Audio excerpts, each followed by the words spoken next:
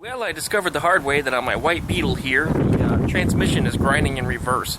So, I'm going to pull a transmission out of my buggy, which is over here, and we're going to take that transmission out. Of course, I got to remove the engine, pull the axles and all the brakes and all that nonsense, and put it into the Beetle. And the Beetle, which has the problem with the reverse transmission, can go into a buggy because that's a play vehicle. It doesn't really need to have all kinds of fancy things like reverse, right? Reverse is fancy. You need that for the street. Anyway, that's the goal here. So I'm going to pull this car out of the little garage here, get it up in the patio area, which I just freshly cleaned off, and start pulling that transmission and engine and stuff out. The engine comes out pretty quickly. You guys have seen me do that in previous videos. It takes me probably about, I don't know, 10-15 minutes and I have an engine out. But the transmission's going to take a little longer because you got to disconnect wheels, brakes, and there's a lot more things that got to come apart to get the transmission out. But we're going to do that. The transmission's going in here.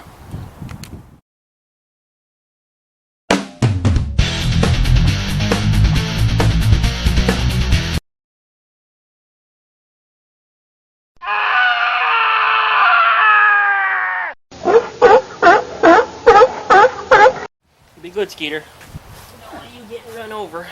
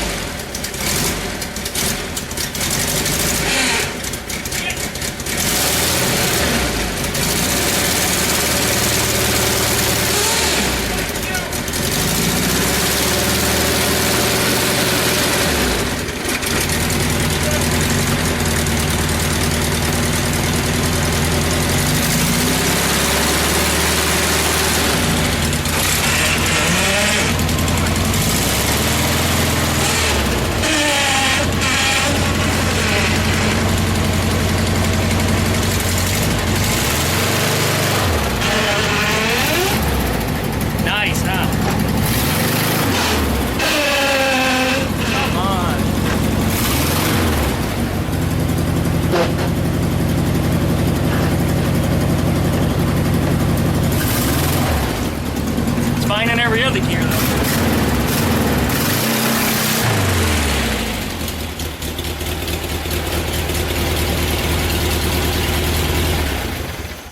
Alright, you guys have seen me do this before, but to pull a motor from a Volkswagen, you want to jack up the rear. You make sure you got the rear jacked up, make sure your front end is braced, that it's not going to roll anywhere. Get everything propped up, in case I use some cinder blocks under here. That'll get the job done. Now you want to grab yourself a 17mm wrench. Start with the 2 bolts that are on the top. Here's the first one here.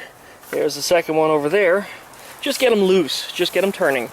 In the case of this buggy, it's really easy. On a Beetle, you have to flip open the deck lid, and you got to reach way around here, and you got to get in there and loosen it, and then go around from the other side and get the other one. We want to start loosening up wires on the engine. In most cases, there's about 4 wires.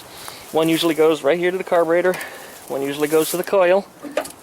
You can label these if you don't know what you're doing. Again, I've done this enough times that I'm not too worried about getting them mixed up or not knowing where they go. There's usually one for the idiot light, which in this case, in this buggy, it doesn't have it. It actually attaches right there. And then there's the one wire which charges the battery. And we need to disconnect that. I'll get a wrench on that in just a minute. Once that's off, then you want to get in here and disconnect your throttle cable. There it is right here, this little nut loosens the holdfast that's on the cable. That allows you to pull the cable back through the body of the fan shroud. And then we get up underneath, and there's 2 bolts. Yeah, can I see them with the camera? Actually, I can see them from above. How about that? 2 bolts on the bell housing on the bottom. One here and one on the other side in exactly the same location. So look for those 2. Get them loose also just the same. Then you want to get up underneath the engine with a jack and a piece of wood. Get the engine supported, and then finally loosen the rest of the bolts and pull everything else apart. Alright, we've got everything off the engine. All the wires are off. We've got the throttle cable out. We've got the fuel line off. I forgot to mention that before, but the fuel line is off. I've got all the bolts out, all 4 bolts that hold the engine in. I've got the jack under the engine supporting it, and this whole motor ought to just pull right out. Yeah, it's out. So I'm going to use both hands to pull that motor out the rest of the way, and then I'll stick it onto a little cart or something just to get it out of the way. Okay, the easiest way to get one of these out with removing the least amount of bolts, it doesn't mean it's the best way to do it, but the least amount of bolts, is going to be to remove the 3 bolts from each spring plate on the side here, remove the brake lines, which is right here, remove the shift coupler, which has a bolt on top of it right there, get that out. There's 2 bolts up underneath here. That's the one of them, and the other one's right there. Pull those out. And then the last 2 are back here on the end of the frame horns. 1 and 2. And the whole transmission should pull backwards. Oh, I also have to remove the clutch cable. And I have to make sure that the starter motor doesn't have any wires connected to it, so that's got to come out too. But once we've got that out, the whole damn thing should pull loose, and then we can switch over to the Beetle over there and start pulling it apart and start putting these pieces into place.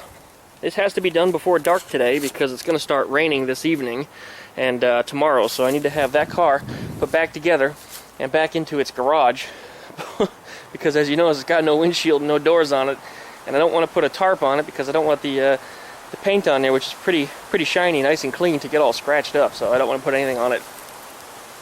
Anyway, oh, almost forgot.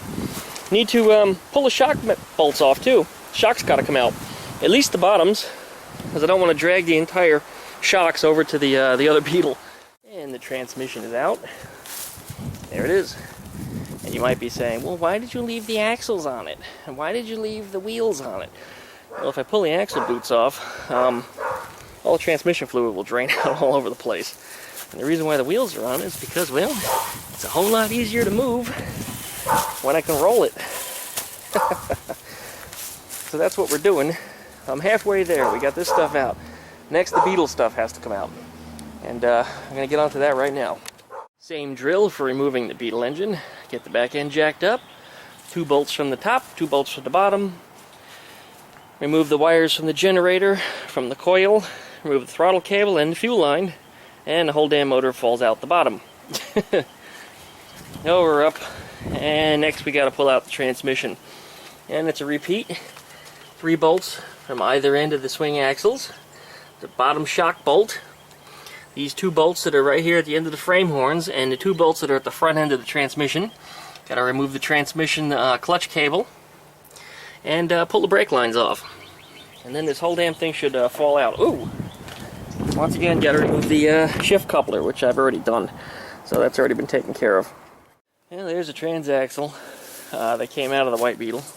But you notice from the extremely wide wheels that are on there that the transaxle from... Yes, Skeeter, I see you. Yes, I do. And yes, the dryer is running. What? All that lint is going in your pool.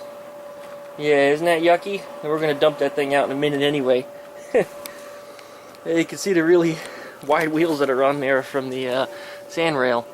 And I kind of like that look. I think it looks extremely aggressive. Wheels, of course, aren't going to stay on there. But sure looked cool. Transaxle, as you know, is installed. Here it is. Starter motor, everything is all there. I ran into a couple little gotchas. I couldn't get the e-brake cables out for some reason. They would not release. I had to actually cut one of them off. It's stuck in the tube in the tunnels. I got to see what it's going to take to remove that, and I probably should deal with that before I go any further.